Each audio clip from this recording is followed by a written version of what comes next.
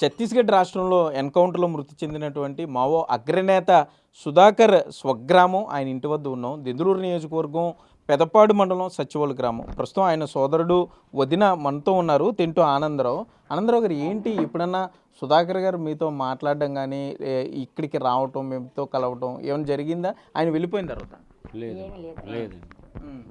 ఒకసారి రాజమండ్రిలో ఉండగా మాత్రం ఒకసారి వెళ్ళామండి. రాజమండ్రి సెంట్రల్ వెళ్ళాం. అక్కడికి వెళ్ళి ఒక 40 నిమిషాలు టైం ఇచ్చారు, మాట్లాడారు. 20 సంవత్సరాల పైన అయింది అంతే, అంతవరకు. ఎక్కడ చదువుకున్నాడండి ఆయన చిన్నప్పుడు? అసలు ఏంటి, ఆయన ఏం చదివాడు? ప్రగడవరంలో చదివాడండి. తర్వాత రామచంద్రపురంలో చదివాడండి. విజయవాడ మెడికల్ కాలేజీలో చదివాడండి. ఆ తర్వాత రాలేదు. ఎవరు చదివించారు ఆయన నువ్వు చెప్పు, నువ్వు ఆగు. ఆయన చదివింది మా అక్కయ్య చదివించింది. అంటే వాడు ఫీజులు కానీ ఏమైనా సరే గవర్నమెంట్ ద్వారానే వచ్చేవి. ఆవిడ మాత్రం అక్కడ ఆవిడ దగ్గర ఉంచుకొని స్కూల్కి పంపించేది, చదువుకునేవాడు. కాదండి, ఇప్పుడు ఆయన వెళ్ళిపోయిన తర్వాత పోలీసులు మీ ఇళ్ళకి వచ్చేవారా? మీ ఇంటికి వచ్చి ఏమన్నా ప్రశ్న అడగటం ఏమన్నా? నెలకి 2 నెలలకి ఒకసారి వచ్చి సంతకం కూడా చేయించుకుని వెళ్ళేవాళ్ళు అండి. ఎందుకేంటి అని అడిగారా? అప్పుడు చెప్పారు వాళ్ళు ఇలా వెళ్ళాడు, ఏంటి మీరు ఎవరెవరో అన్నదమ్ములు ఎవరో అక్క చెల్లెళ్ళు ఎవరో అని కుటుంబం నేపథ్యం అందరిని పేర్లు అవి రాసుకొని సంతకం చేయించుకొని వెళ్ళేవాడు. అంటే సుమారుగా ఆయన వెళ్ళిన దగ్గర నుండి ఇప్పటి వరకు కూడా మీకు ప్రతిరోజు పోలీసులు ఇదే ఏంటి, ఎక్కడ ఉన్నారు, ఏంటి, ఏం జరుగుతుంది, ఫోన్లు కానీ. మరి నిన్న ఆయన ఎన్కౌంటర్లో చనిపోయారు, ఎవరు ఫోన్ చేసి చెప్పారు ముందు మీకు? పోలీసులు చెప్పారా లేకపోతే ఏంటి? తర్వాత చెప్పారండి, పోలీసులు ఫోన్ చేసి చెప్పారు. అంతకుముందు మా టీవీలో చూసిన తర్వాత టీవీలో చూసిందని పెట్టి మా పాప ఫోన్ చేసింది. అప్పుడు చర్చిలకు వచ్చారు కదా రాజశేఖర రెడ్డి, అప్పుడు మా అబ్బాయిలు ఇద్దరు వెళ్ళారండి ఆయన చూడటానికి. అక్కడికి వెళ్ళారు, సెక్రటేరియట్కి వెళ్ళారు, కలిసారు, మాట్లాడారు. తెలియదండి వాళ్ళకి మంచిగా తెలియదండి, తీసుకొని వెళ్ళారు. ఈయన చూసారండి వెళ్ళడం. అయితే ఏంటి మరి ఆయన వెళ్ళిపోయిన తర్వాత అంటే మీ తల్లిగారు కానీ తండ్రి కాలం చేసినప్పుడు ఏమైనా వచ్చారా? మా తండ్రి గారు ముందు వచ్చారండి, వచ్చి ఒక 6 రోజులు ఉండి వెళ్ళిపోయారు. ఇప్పుడు ఆయన మృతదేహం అక్కడ ఉంది ఛత్తీస్గఢ్ రాష్ట్రంలో. మరి మీరు ఏమన్నా దాన్ని క్లెయిమ్ చేస్తున్నారు, అడుగుతున్నారు, లేకపోతే వాళ్ళు ఏమన్నా అక్కడ పోలీసులు ఏమన్నా మీకు పంపించామంటారా, కావాలా అని ఎవరన్నా అడిగారా? అక్కడ పోలీసులు ఎవరు అడగలేదండి, ఇక్కడ వాళ్ళే వచ్చారు. వచ్చి పంపిస్తారా అని అడిగితే పంపిస్తే మేము చేసుకుంటామని చెప్పామండి. ఇప్పుడేంటి మొదటి నుంచి అంతకుముందు ఒకసారి వచ్చారు, పుకార్ 2 సార్లు వచ్చింది. ఆ 2 సార్లు వచ్చినప్పుడు కూడా ఇదే మాట చెప్పాం, మాకు శవాన్ని పంపినట్టయితే మేమే చేసుకుంటామని చెప్పామండి. దానికి ఏమన్నారు వాళ్ళు? మరి పంపుతాం అన్నట్టు మాట్లాడారు, అంతవరకే కానీ ఇదేం చేయలే. అవి ఆ 2 సార్లు తప్పిపోయాడు కనుక లేదు. మరి ఇప్పుడు పంపుతారని ఆశిస్తున్నాం, పంపితే తీసుకుంటాం, లేదంటే లేదు. మేము చేయగలిగేది ఏం లేదు. అయితే తెంటు లక్ష్మీ నరసింహాచలం అలియాస్ సుధాకర్ వదిన గారు ఉన్నారు. అమ్మ, ఏంటి మీకు పెళ్ళైనప్పటికీ ఆయనది ఎంత వయసు, ఎట్లా ఉండేవాడు, ఏంటి అప్పట్లో? ఏమండి 6 చదువుతుండగా వాళ్ళ అక్కగారు తీసుకెళ్ళిపోయారండి. వాళ్ళ అక్కగారు తీసుకెళ్ళి చదివించారు. చదివించి వాళ్ళు ఉద్యోగ రీత్యా వాళ్ళు ఇరిగేషన్లో చేసేవారు, రామచంద్రపురంలో ఉండేవారు. అక్కడ కూడా ఈయన చదివారు 10th అయిన తర్వాత ఇంటర్ ఏమో ఇక్కడ సిఆర్రెడ్డిలో చదివేటండి. అప్పటి వరకు బాగానే ఉంది. ఎప్పుడైతే ఇలా రాడికల్స్లో కలిశారని తెలిసిందో వాళ్ళు కూడా పక్కన పెట్టారండి. మా కుటుంబం కొద్దిగా కంగారు పడి పిల్లని చేసుకోలేదని సమస్య వస్తే ఆయనకి 1 ఎకరం పొలం వచ్చిందండి. పెళ్లి చేసుకోలేదు కాబట్టి ఆ పొలం మాకు ఇస్తే మా పిల్లకి పెళ్లి చేసుకుంటాం, మీ మరిది మోసం చేశారంటే అది కూడా ఇచ్చేసామండి. ఆ ఇచ్చిన తర్వాత ఇక్కడ ఆయుర్వేద ఈ డాక్టర్ చదివేటప్పుడు మాత్రం ఈయన కష్టపడి ఎద్దుల బండితోని తోలి చేస్తేనండి 2000 లెక్కని నెలకు వచ్చి తీసుకెళ్ళి ఆ ఫీజులే కట్టుకొని చదువుకున్నారండి. అంతవరకు మేము. ఇప్పుడు విజయవాడలో ఆయుర్వేద డాక్టర్ చదివారమ్మైనా సుధాకర్ అయ్యారు, పూర్తి చేశాడా? బాగా అయిపోయింది. అయిన తర్వాతే ఈ జబ్బు వచ్చింది. అక్కడికి వెళ్ళారు, అది డాక్టర్ చదివారు. చదివారు. మీకు తెలిసి ఎప్పుడు ఆయన ఇంట్లో వెళ్ళిపోయాడు? నేను వచ్చినప్పటికీ వెళ్ళిపోయారండి. ఈ డాక్టర్ చదువుతుండగా ఈ పార్టీలో తిరుగుతూ ఉంటుండగా ఇప్పుడు ఈయన డబ్బులు కావాల్సి వచ్చినప్పుడు ఎవరినన్నా పంపిస్తే మేము ఇచ్చేవాళ్ళమండి. ఇస్తే అంతవరకు జరిగింది.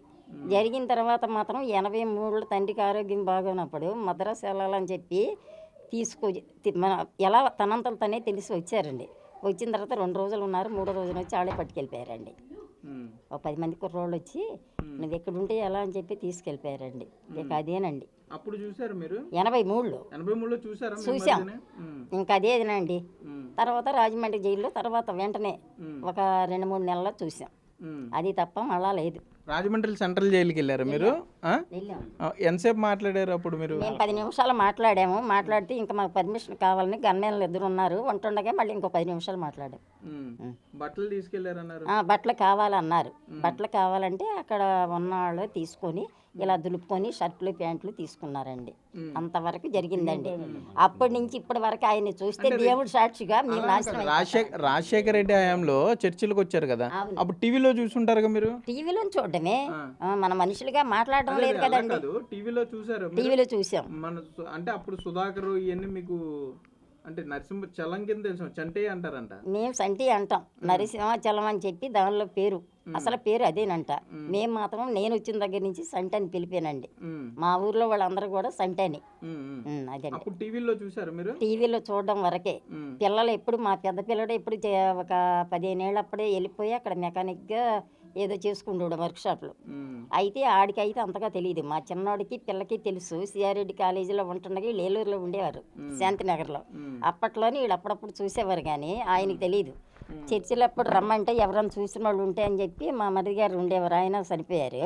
తీసుకెళ్తే చూసి ఏంట్రా నువ్వు నాకు తెలియదు కదా, నేను కన్న తండ్రులకి తల్లికి ₹1 పెట్టలేకపోయాను, నువ్వైనా ఆ తల్లిదండ్రులు చూస్తున్నావు, శుభ్రంగా చూసుకో, ఒకటి నేను పోతే మాత్రం తమ్ముడికో నీకో నా జెండా ఇవ్వండి అన్నాడండి. అదే సమాప్తిక.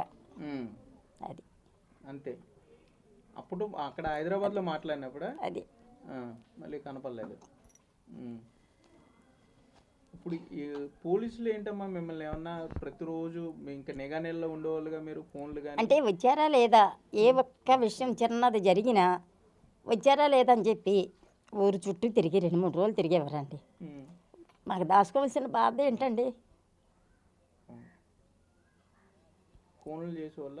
మనం పొరపాటుని ఫోను లేదండి, ఒక్క ఫోను కానీ. మీరు ఎక్కడైనా పోలీసులు ఫోన్లు చేయటం రావటం, సచివాలయంలో ఉన్న ఒక ఆడవిడిని పంపడం ఇంటికి, మహిళా పోలీసు.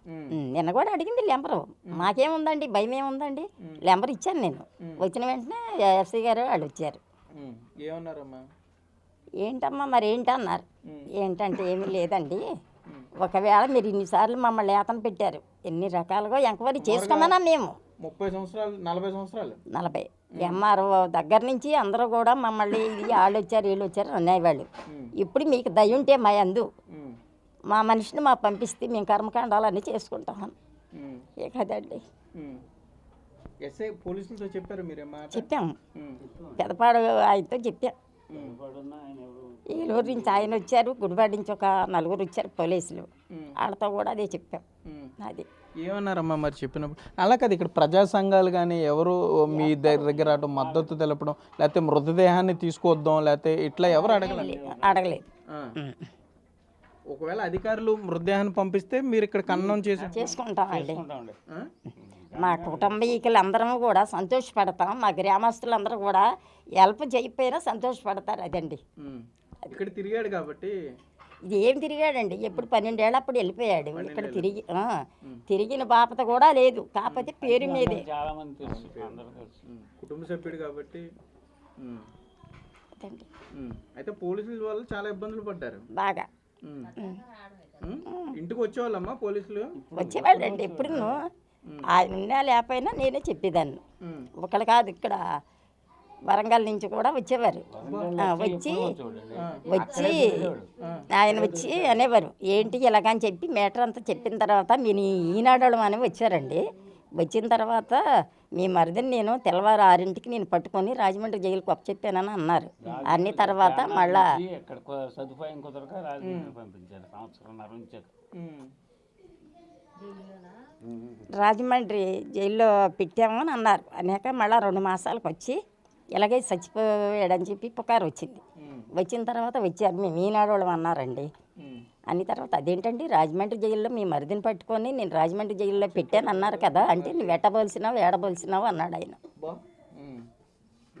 నీకు ఎంత గుర్తుందమ్మా, నువ్వు ఎట్టబోల్సినావు మమ్మల్ని ఏడబోల్సినావు అన్నాడు. అది ఫోన్లు ద్వారాగా వస్తున్నాయండి. మీరందరూ అంగీకరించి మా మనిషిని మాకు ఇస్తే మేము చాలా సంతోషిస్తామండి. మేము చేయవలసిన ప్రకారం చేసుకొని మా పిల్లలు మేమందరం సంతోషిస్తాం. ఇక అంతకన్నా చెప్పేది ఏం లేదండి. సరే, అయితే మొత్తం మీద మావో అగ్రనేత కేంద్ర కమిటీ సభ్యుడు సుధాకర్ ఇంటి వద్ద అయితే విషాద ఛాయలు అలుముకున్నాయని చెప్పుకోవచ్చు. కారణం ఏదైనా కూడా ఆయన మావోలకు అక్కడికి వెళ్ళటం కానీ అక్కడ పోరాటాలు చేయటం, కాంటాక్ట్ లేకపోయినా కూడా తమ కుటుంబ సభ్యుడు కాబట్టి ఇప్పటికైనా పోలీసు అధికారులు కానీ స్పందించి, ఎందుకంటే ఆయన ఉన్నంతకాలం ఎక్కడ దేశంలో ఎక్కడ ఏ విధమైన ఇన్సిడెంట్ జరిగినా కూడా ఇక్కడ సచివోలు గ్రామానికి రకరకాల వివిధ జిల్లాల నుండి పోలీసులు రావటము, లేకపోతే అధికారులు రావటం, నిరంతరం నిఘా నీళ్ళలోనే ఈ కుటుంబం ఉండేది. ప్రతిసారి ఫోన్లు చేసి వీరు ఎక్కడికైనా వెళ్ళినా కూడా ఎక్కడున్నారు ఏంటి అంటే ఆరా తీస్తూ వచ్చేవాళ్ళు. సుధాకర్ ఏమన్నా మాట్లాడా, సుధాకర్ ఏమన్నా వచ్చాడా అంటూ కూడా కొంత ఇబ్బందికర పరిస్థితుల్లోకి తీసుకెళ్ళేవారు. అయినా కూడా ఈ కుటుంబం చాలా ధైర్యంగా నిలబడ్డారు. కానీ నిన్న ఈ ఎన్కౌంటర్లో సుధాకర్ చనిపోయాడని తెలిసిన దగ్గర నుండి కొంత విషాదంలో ఉన్నారు. జరిగిందంతా ఏదో జరిగిపోయింది, ఇప్పటికైనా అధికారులు స్పందించి లేకపోతే ప్రజా సంఘాలన్న స్పందించి సుధాకర్ మృతదేహాన్ని తమకు అప్పచెప్తే ఇక్కడ తమ పద్ధతి ప్రకారం దహన సంస్కారాలు చేసుకుంటాం, ఆ అవకాశం ఉంటే తప్పకుండా ఆ అవకాశాన్ని పరిశీలించాలంటూ కూడా ఇక్కడ సుధాకర్ సోదరుడు తింటూ ఆనందరావు వారి వదిన కూడా కోరుకునే పరిస్థితులు అయితే ఉన్నాయి. కెమెరామెన్ భాగ్యరాజ్తో సాగర్, బిగ్ టీవీ, సచివోలు గ్రామం నుండి.